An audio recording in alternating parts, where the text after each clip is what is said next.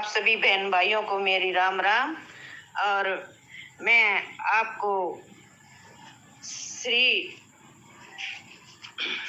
नारायण सत्यनारायण व्रत का कथा का दूसरा भाग सुना रही हूँ और ध्यानपूर्वक सुने। श्री सुत जी बोले, ऋषियों, जिसने इस व्रत को सबसे पहले किया है उसका इतिहास कहता हूँ, सो ध्यान से सुनो। सुंदर काशीपुरी में एक अति निर्धन ब्राह्मण रहता था।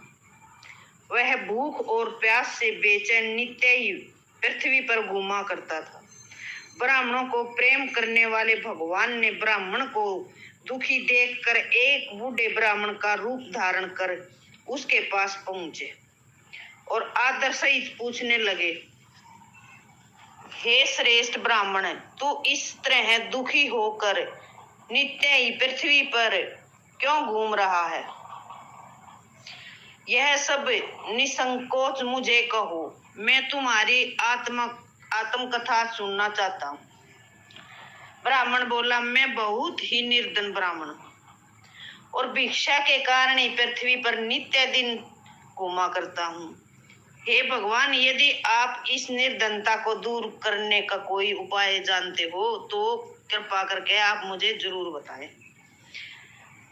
वृद्ध ब्राह्मण बोले कि श्री सत्यनारायण भगवान मनवांछित फल देने वाले हैं, इसलिए हे ब्राह्मण, तू इस पूजन को कर जिसके करने से मनुष्य सब दुखों से छुटकारा पा लेता है। बूढ़े ब्राह्मण ने जो व्रत बताया है मैं उसे निश्चय ही करूंगा, ऐसा मन में सोचकर उससे पूरी रात नींद नहीं आई और सवेरे ही उठकर श्री सत्यनारायण के व्रत को निश्चय कर भिक्षा के लिए चल दिया और मन में तय किया कि आज मुझे जो भी कुछ भिक्षा में मिलेगा मैं उससे सत्यनारायण भगवान का व्रत अवश्य करूंगा।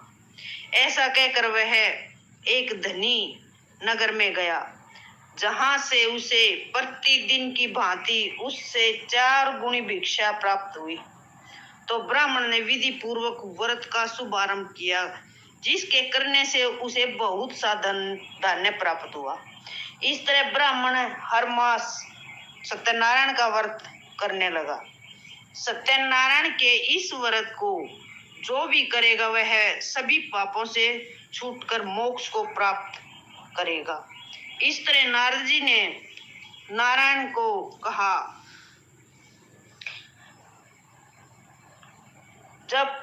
मैंने तुम्हें कह सुनाया है विप्रो, और अब मैं क्या सुनाऊंगा। ऋषि बोले, हे मुनीश्वर, संसार में ब्राह्मण से सुनकर और किस किस ने इस व्रत को किया, हम यह सब सुनना चाहते हैं जिसकी हमारे मन में बड़ी श्रद्धा है। सुत जी बोले, हे मुनियों, जिसने भी इस व्रत को किया है ध्यान से सुनो, वह मैं सुना रहा हूँ। एक समय ब्राह्मण धन और ऐश्वर्य के अनुसार अपने बंधुओं समेत इस व्रत का पूजन कर रहा था।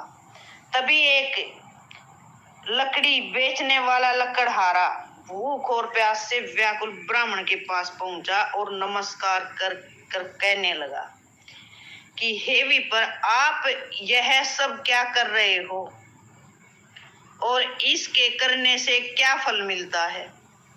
आप मुझको कृपा करके बताओ। ब्राह्मण बोले, यह सभी मनोकामनाओं को पूरा करने वाला सत्यनारायण का व्रत है। इसी की कृपा से मुझे धन आदि की प्राप्ति हुई। ऐसी बातें ब्राह्मण के मुंह से सुनकर लकड़हारा अति खुश हो गया। प्रसाद खा जल पीकर घर गया। लकड़हारे ने मन में संकल्प किया कि आज मुझे जो लकड़ियों से बेचने से पैसे मिलेंगे मैं उससे सत्यनारायण का उत्तम व्रत व पूजा जरूर करूंगा। ऐसा मन में निश्चय कर लकड़ियों को एक धनी नगर में लेकर पहुंचा। उसे रोज से 2 गुनी कीमत ज्यादा मिली। लकड़हारा खुश होकर केले के फल, शक्कर, गुड़, घी तथा गेहूं का आटा, चावल का आटा घर लेकर गया। उसने अपने बंधुओं सहित विधि के साथ व्रत का पूजन किया। उस व्रत के प्रभाव से लकड़हारा धन पुत्र आदि से युक्त हुआ और सुख भोग कर अंत में बैकुंठ को चला गया।